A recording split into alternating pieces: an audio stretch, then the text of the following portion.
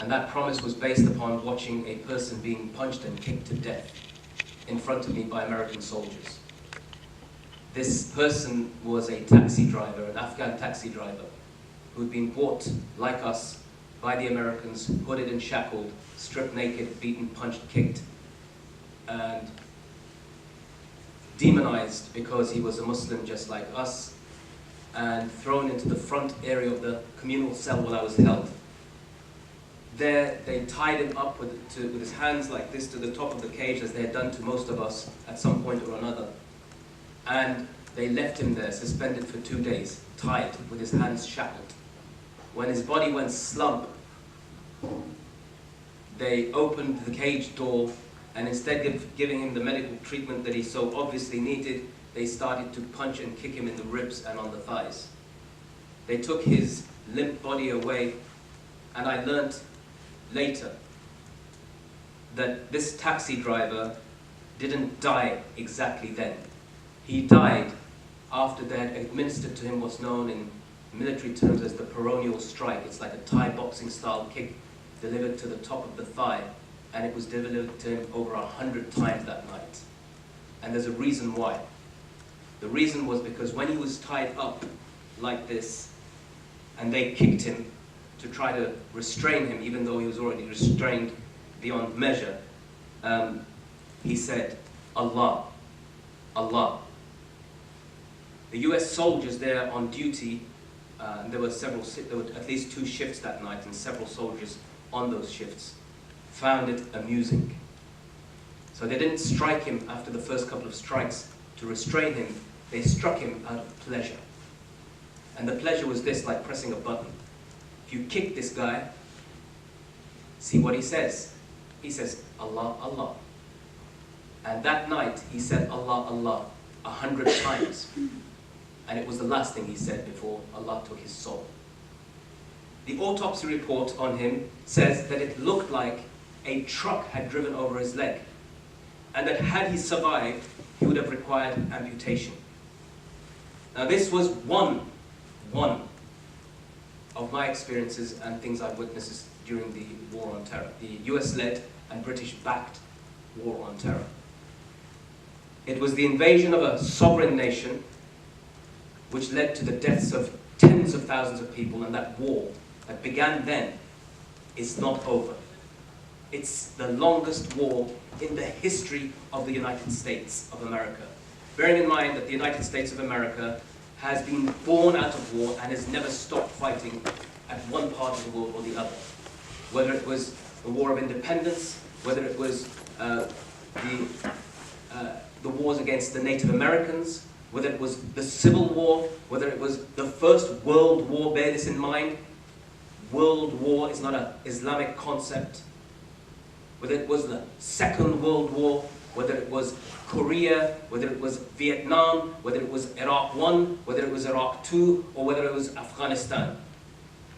So one thing you bear in mind from this is that these nations, and America in particular, and Britain as its sidekick, have mastered the arts of murder in ways that no ISIS, no Al-Qaeda, no Boko Haram have ever done. The only country to use weapons of mass destruction en masse, of course, as you know, was the United States of America when the Enola Gay dropped bombs, atomic bombs, on Nagasaki and Hiroshima. But that's just the start of it. That's just a part of it. They talk to you and tell us that Islam in particular at a time like this, is responsible for so much terrorism and killing and extremism and so forth. And whilst that might be true in some places, some regions in the world, and we can talk about how that happened, at least in recent times, just bear this in mind. World War I led to the deaths of around 20 million people. That was a European war. It's what the Europeans gave to the world in that period of time, 1914 to 1918.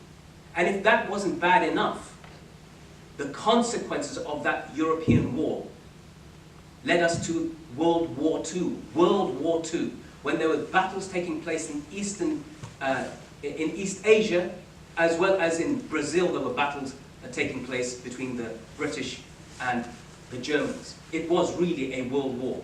On North Africa, the British and the Germans were fighting each other on Muslim land, as if the Muslims were just bystanders.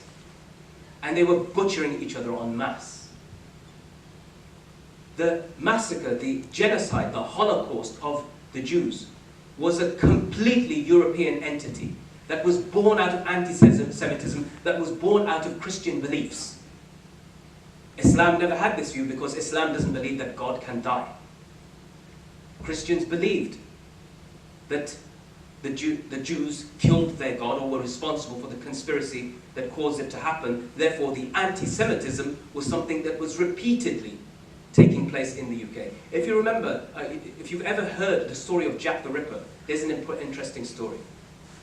After the third murder, somebody had written by the body of one of the women in Whitechapel in East London, "The Jews are the men that will not be blamed for nothing." When the chief of police found out what had been written, he ordered this wiped out because he feared a pogrom against the Jewish community there. Because anti-Jewish hatred, anti-Semitism was rife. The Jews were expelled from Britain in around the 1700s. And prior to that, they were massacred. Just look at a place at Clifford Tower in York, where 150 Jews were herded up into a little tower and burnt alive in York. Where did they escape to? Al-Andalus, Islamic Spain, or to the Khilafah of the Uthmaniyya, the Ottomans. And that's where they found, for hundreds of years, peace and tranquility, because Islam does not believe God can die. So bear this in mind when you're looking at what's happening with the history of what has happened, and the constant barrage that the Muslims keep getting told, that our religious belief system and our practice of that religious belief system is why the world is in a mess today. That we are the single biggest threat to the Western world. One of the reasons I'll say that we're in this mess right now to do with Brexit was born out of this idea about xenophobia, foreigners, and which are the foreigners that we love to hate the most? Muslims. Even if they're born and raised in this country, even if they're indigenously Muslims, even if they've been here for a couple of hundred years, don't let the facts get in the way of a good demonization. In the United States of America, a country that has as part of its law the fundamental right, the constitutional right to carry arms, a country that has more killings than any other in the Western world every day, mass shootings, school shootings, will tell you repeatedly and elect a president on the premise that the problem isn't gun crime, the problem isn't violence, the problem isn't that the fact that your prisons are overflowing with people from particular communities that are being demonized. They'll tell you that the biggest threat we face is Islam. That's why we'll have a ban on Muslim countries. They'll even talk about part of the reason why they want to build this wall is because so many Latinos are becoming Muslim. Latinos are becoming Muslim, and they're coming over from Latin America, so we've got to stop them from coming in. They may be drug dealers and rapists and so forth, but they may also be Muslims. So that's the kind of hysteria that we're facing. And so let's just go back a little bit to the Iraq war and say, what about now? What's happening right now? Does ISIS exist? Yes, it does. Is it a threat to the West? Yes, it is. Should there be some measures to stop them? Yes, there must be. Every country must protect its citizens. But I want to now go to some facts, especially here in Britain, especially Britain. Lord Mountbatten, as some of you may know, was the last Viceroy of India.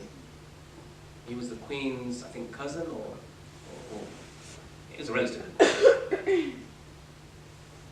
But do you know how he died? He didn't die a natural death. He didn't die in India. Does anybody know how Lord Mountbatten died? The IRA put a bomb in his speedboat. They took him out, IRA style. when the IRA were being prosecuted for carrying out acts of terrorism on the British mainland, one of the acts they did, they were being prosecuted in the famous Old Bailey, which is the most famous courthouse in the UK, in London. They bombed the Old Bailey. When the MI5 was trying to infiltrate them, one of the things they did is produce an improvised RPG rocket-propelled grenade and fired it at the MI6 building. They didn't kill anybody, but they sent a message. In 1996, they took a vehicle onto Horse Guards Road, just outside 10 Downing Street. They made an improvised mortar, and from the back of this van, they fired a mortar shell, which landed right next to 10 Downing Street. In 1986, Margaret Thatcher went for the Conservative Party conference with all of her cabinet. The IRA put a bomb in the Brighton Hotel and killed several members of her cabinet, and she escaped by the skin of her teeth. The Irish National Liberation Organisation and so forth are too many to list.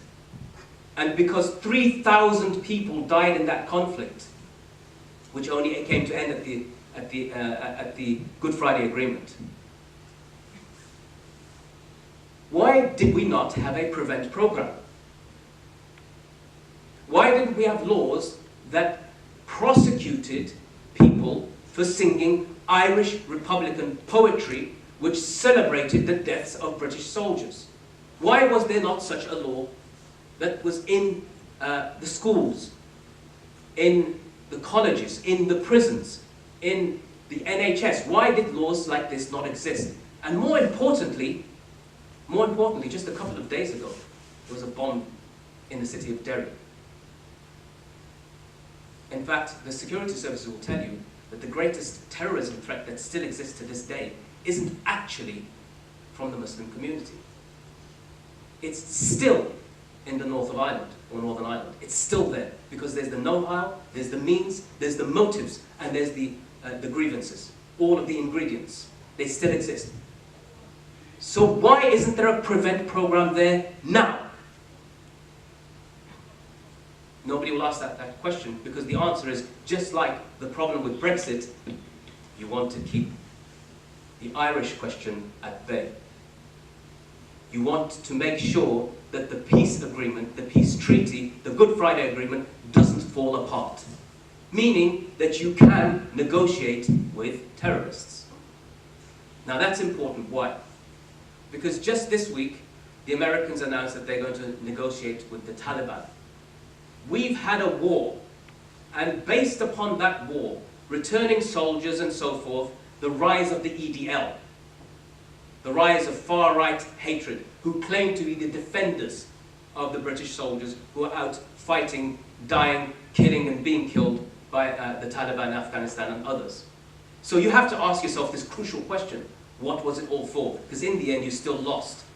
In the end, the Taliban that you said that you defeated are the only ones you can meaningfully negotiate a peace with to get out of that place. This is the third time in your history that you've lost there as an empire. But the question has to be, what was it all about? What was it for? What about every single value that you claimed to export to the rest of the world as something that civilizes people that you did away with? You all know that I'm a former Guantanamo prisoner. But what does that mean? Britain is a land of laws. Britain is a land of literature. Britain is a land of, it's supposed to be a land of values, isn't it? British values, one of the first British values that they speak about is a belief in the implementation of the rule of law. If you don't, according to that definition, apply and believe in the rule of law, you're an extremist. So let's break that down. After the attacks, after the September 11th attacks, right here in the UK, forget America, right here in the UK, emergency law was passed. 16 North African and Middle Eastern men were detained in high security Belmarsh prison as terrorists without charge or trial in the land of Magna Carta. The land that exported Magna Carta as something to civilize the rest of the world. They were detained here without charge or trial. They were, in fact, interned. What did anybody do anything about it? Did anybody say anything about it? No. In 2005, the House of Lords ruled that their detention had been unconstitutional. Did that stop their persecution? No, because then they issued another legislation which brought in something known as control orders, where people were held essentially under house arrest without charge or trial, again in Britain, the land of law and fair treatment, where they couldn't contact anybody without official agreement by the Home Office. The children were not able to have friends coming over because they were not vetted by the Home Office. They weren't allowed internet in the house. They weren't allowed to make phone calls with mobile phones. And they were restricted to a certain mile radius of how far they could go. Now this was in Britain, not Burma. In 2006, we passed a law that's known as the Glorification of Terrorism Act. Ahmed Faraz, a bookseller and publisher, is convicted in the land of Shakespeare and Tennyson and Wordsworth for writing and publishing, distributing books, some of which were written in the 12th century AD. Samina Malik, known as the lyrical terrorist, is convicted in 2008 for writing poetry, words. She goes to prison as a Muslim. These convictions are overturned on appeal, but the fact that this could happen shows which direction Britain was going in. And if that wasn't bad enough, in 2015 it becomes law, the prevent duty, as you all know. Now, one thing that that is really, really important, I hope you understand this, there's a talk about the left and the right. And whilst it is right that we will find partners throughout history at different junctures. For example, Britain and America support jihad far more than any of you do. But they'll never be prosecuted for it, and they'll never be demonized for it. What's the evidence? Britain supplied the blowpipe anti-aircraft missile system to the Afghan Mujahideen against the Soviet Union in the 80s. The blowpipe, being British, turned out to be crap. It was replaced by the Americans, who brought in the Stinger. And the Stinger had a 7 to 10 kill ratio of the Mi-25 helicopter gunships, which were devastating the Afghan villages. It's well known that they supported the Mujahideen. Openly. Rambo 3 bears witness to it if you will ever watch it. But there was no sense of anybody supporting the Mujahideen at that time being called a jihadist or an Islamist. In fact, Ronald Reagan described the Afghan Mujahideen as akin to the founding fathers of America. He would go to the camps in Peshawar and that region in the northwest frontier province and send his people, and they would shake hands with the Mujahideen. More recently, Britain and America and France provided air cover for the Libyan fighting Islamic group, who were also Mujahideen. Some of them fought in Afghanistan when they were fighting against Gaddafi. They were fighting for an Islamic rule. The RAF and the US Air Force provided air support for them. They were supporting the Mujahideen. Up until 2014, the British government was sending non-lethal aid to the FSA, to the Free Syrian Army that was fighting the Assad regime, including body armor, including generators, including night vision equipment, etc., etc. The Free Syrian Army called themselves Mujahideen. They were fighting alongside groups that wanted Islam as a solution. The tables turned, ISIS came along, and the rest, as you know, is history. But Britain's never been in the dock for supporting the Mujahideen. So it is important that we understand the context of this. It is important that we understand that when it comes to utilizing our language, when it comes to manipulating us, when it comes to using what's necessary to better themselves, they will do it in a heartbeat. And all the while they'll tell you that you, in hijab and jilbab and a beard, pronouncing funny words, saying funny things, praying in a funny way, fasting and eating in a funny way, eating funny food. They'll say all of this stuff is alien to our society. You are different, you are other, you're totally different. And one of the terms they used to describe us as prisoners was enemy alien. They didn't call us prisoners of war and treat us according to the Geneva Conventions. They said there's a new category for you prisoners. You are enemy aliens. You might be in our custody, but you are not subjected to the laws that we apply on any other human beings. And that's why we'll take you to a place called Guantanamo Bay, which most of you don't even know where that exists, because it's on an island of our traditional enemy. But even that enemy we've never done this to. Even the Cubans we've never done this to. And so on this island here, we will bring every Muslim from 40 different nations. It doesn't matter if you're black or white. It doesn't matter if you're brown or yellow. We're equal opportunities abusers. We will hold you here. We are the land of, in fact, we as America, though we don't have Magna Carta in our history on our land, it's in our Constitution. That's how much we believe in Magna Carta. To no man shall justice be delayed or denied, except that they will be judged by a court of their peers. But we will hold you here. And once we've demonized you and said every name under the sun to describe you to the rest of the world, we'll keep you there.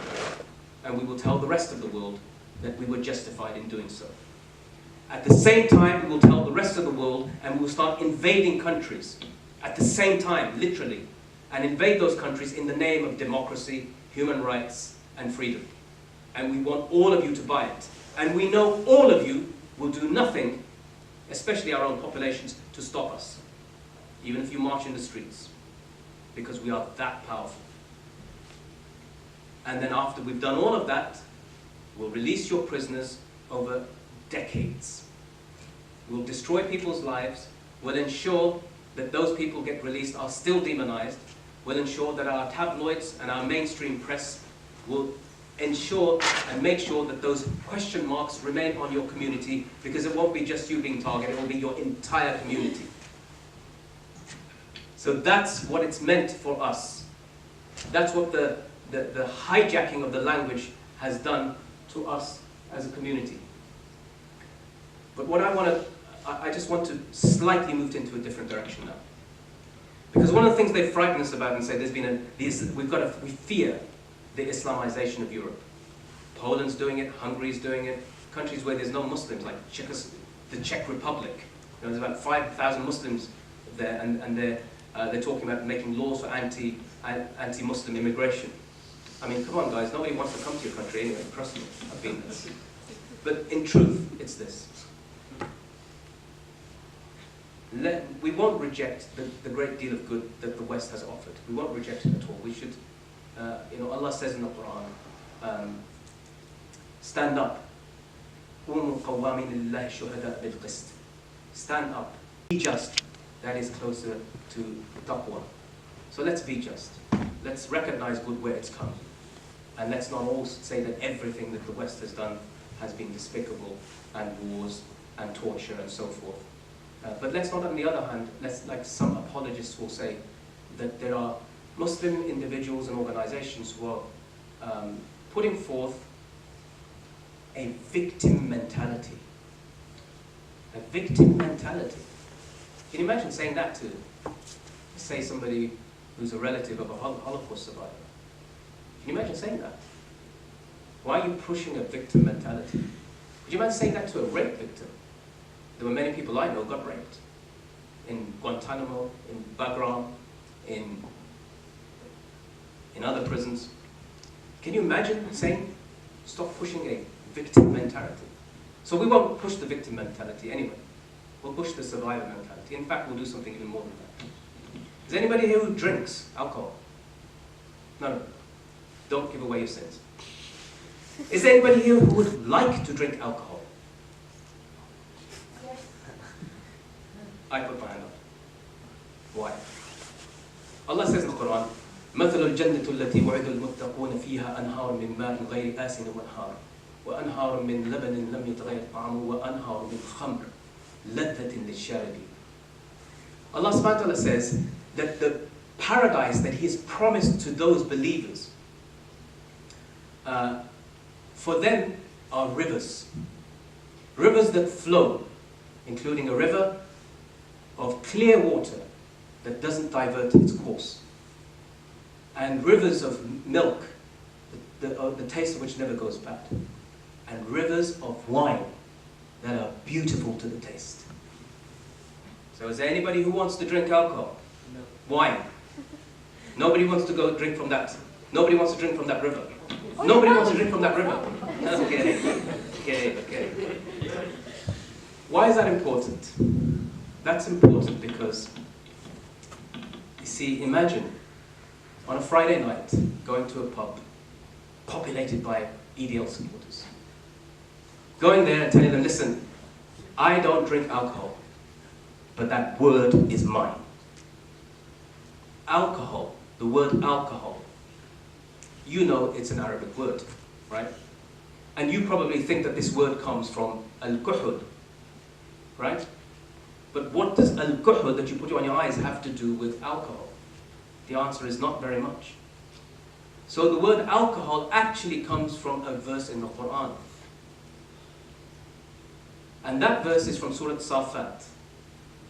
لا فيها غول ولا هم عنها ينزفون.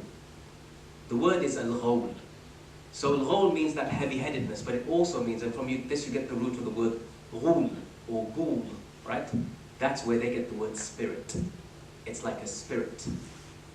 So Jabir ibn Hayyan, the great Islamic chemist, or the West would like to call him an alchemist, but there's no such thing in Arabic as an alchemist. There's just a chemist or a kimyawi, the kimiyya.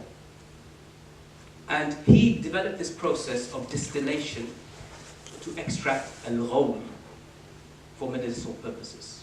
By the time it reached the West, it had become alcohol. Why is that important? We have a friend here who mentioned Arsenal at least 5 times in his talk. So I would be remiss to not mention the origin of the word arsenal. The word arsenal comes from the Arabic Dar Sina al-Asliha, the place of manufacture of weapons. That's why they're called the gunners. You would all probably gone to Trafalgar Square at some point or the other, right? And Trafalgar, you may know or not, comes from the Arabic Tarf al-Ghar or Tarf al-Gharb, which is the place of the west or the place of the cave. But the word admiral, where Nelson sitting on his or standing on his big column, comes also from the Arabic Amirul Bihar, which means the admiral or the leader of the navy. The magazines that you read, whether they're online or physical, comes from the Arabic makhazin, which is a place of storage.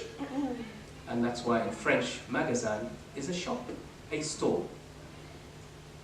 And if you want to have an argument with somebody and you want to say game, set and match, or even better, checkmate, you simply say to them, this is also Arabic. It comes from the Arabic shah mat, which means the king is dead. Now, why is this important? It's deeply important because these words, concepts, ideas, the word sifr, the Arabic word for zero is sifr. From that you get cipher and decipher. If you look at, as I said, chemistry, you've got algorithms from Abu Musa al-Khawarizmi and algebra and so forth. So the list is endless. It's a big list. And it's too big for it to be ignored because it's used vastly in the Arabic language. The jumpers that you wear come from the jubba. The sofa that you sit on comes from the Arabic sofa. The bananas come from the Arabic banan, which means fingers.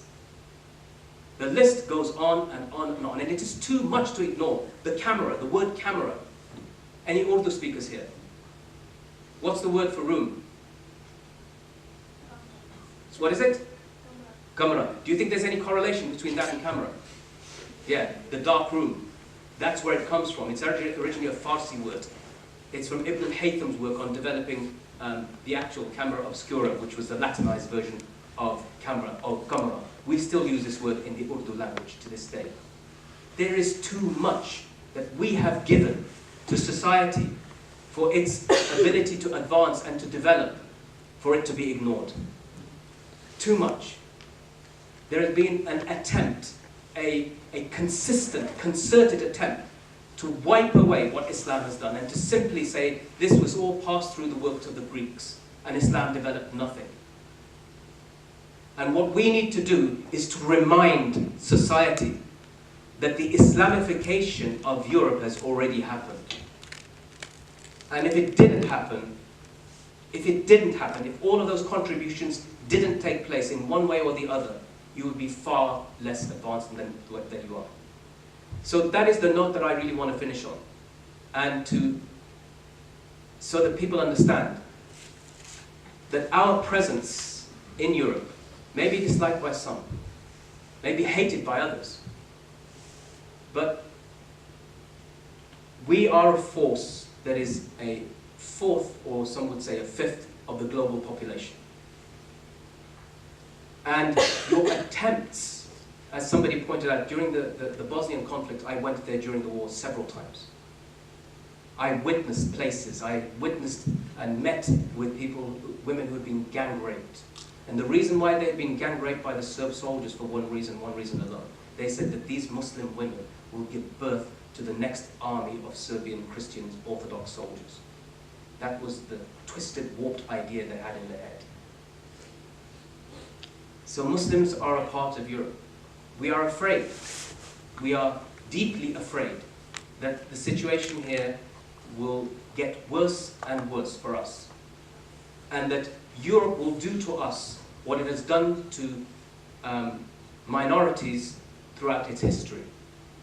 Whether it's to black Americans, whether it's to Native Americans, or whether it's to Jews who don't fit, Jews who have their own dietary habits, look in a particular way, speak religious languages, refer to religious texts, dress in a particular way, bury their dead in a particular way. We can see the parallels. We are afraid of what Europe will do to its minorities. And that is why it is so much more, here's the reality, that we actually now turn back to our faith even more as a practical consequence. But we should be doing further because that's where we find our strength and that's where we find our faith. So finally, I'm just going to end on there and thank you all for listening. Jazakumullah khair.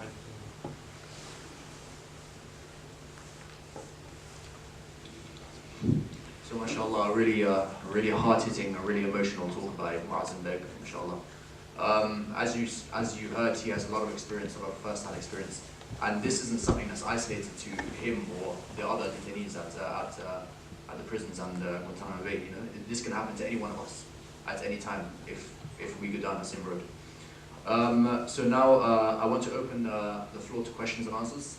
So if you have any questions for the speakers, please put your hand up and you have the opportunity to ask them. Anyone? Do you want us to come to the front? Yeah, that'd be great. So. Yeah, anyone who has a question, please put your hand up. Otherwise, I'll ask a question. Okay, I have a question. This has been something that's on my mind, you know. I've noticed that the more, because I like to think of myself, as Suleiman said, a student of history also. So I've noticed and I've read and I've observed that the more you respect us Muslims, the more you allow us to in our communities to prosper, the more we'll be not obedient to the state, but we'll be loyal. We'll respect everyone and everything will go smoothly. But when you do the opposite, when you enact your fear and when you implement your hatred and when you stop us from practicing, that's when things turn violent. And this isn't a threat, you know, not at all. This isn't a threat. This is just an observation that I've read, you know. So do you think that if the situation got out of hand, this might be alarmist or like like over the top, but do you think if the situation got out of hand that there could be like say like communal violence, you know, like there has been in other countries, like do you think that Britain could go down that road, unfortunately? Like in your observation, and what do you think could stop that, and what do you think could kind of like push that to go on? Any comments?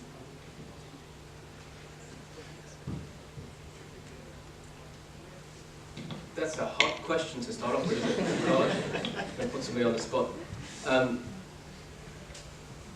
First of all, it's important for us to recognize Britain, how it is, and how it is in comparison to the other countries, how it's been thus far. In France, you can see the state of people of color, Muslims in particular, and the presence of the far right is very real. There have been, for different reasons, violence on the streets of Paris. That has to do with many things, and in that regard, we need to hold governments to account. So if they are involved in violations of rights of people, and they were not just involved in violating Muslim rights. That's what's happening now, but historically, other people. So we need to hold them to account. And if we feel too afraid to do that, then we need to support those who are doing it. And that's crucial for us. You guys, as university students, are the next future. You need to be articulate. You need to be confident. You need to be knowledgeable. And you need to have faith in Allah subhanahu wa ta'ala and tawakkul and reliance upon Him. That remember this, okay, the word jihad today has been equated to terrorism. So much so that Muslims themselves will say the J word in public. They won't say jihad. If they do, the armed police response will turn up. And that's our fault for allowing them to hijack and demonize the Quran. Recently, somebody said that you're part of an organization that is pro-jihad. I said, that to me, that sounds like saying I'm pro-prayer or pro-fasting. This is a concept of our faith you can't determine. You cannot. You don't speak Arabic. You're not a Muslim.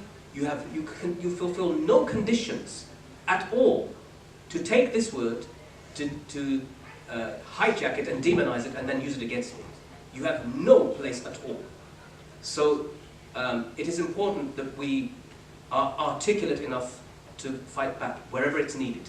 So if you need to write articles in The Guardian or in The Telegraph, then you need to present our position to them. And not one of the things that happens in a time we're being targeted is to cower back into our community. I'm going to go to the masjid and hide there. Or in my community, I feel safe. Remember, if you want the biggest evidence of how to carry out actions and what you believe in a hostile environment, go back to Medina, to Mecca at the time of Rasulullah sallallahu alaihi wasallam. People wanted to kill him. People called him all sorts of names, as Dili began. That's precisely the environment. But we have a further duty upon us, and that is to call for, when we see oppression, to stop it. And so that shouldn't die at all. And if you feel that there's something that you need, that you must speak out against, the best jihad, I will say it again, afdalu jihad, kalimat al-haq, and the sultan in ja'ir. The best jihad is speaking a word of truth in front of the oppressive ruler. I'm just going to make reference to your question, but Dili can answer it further. Islam says, in relation to, there's a famous verse, La ikrah fi din, there is no compulsion in faith. And it also said, فَمَنْ شَاءَ يُؤْمِنْ وَمَنْ شَاءَ يَكْفُرْ.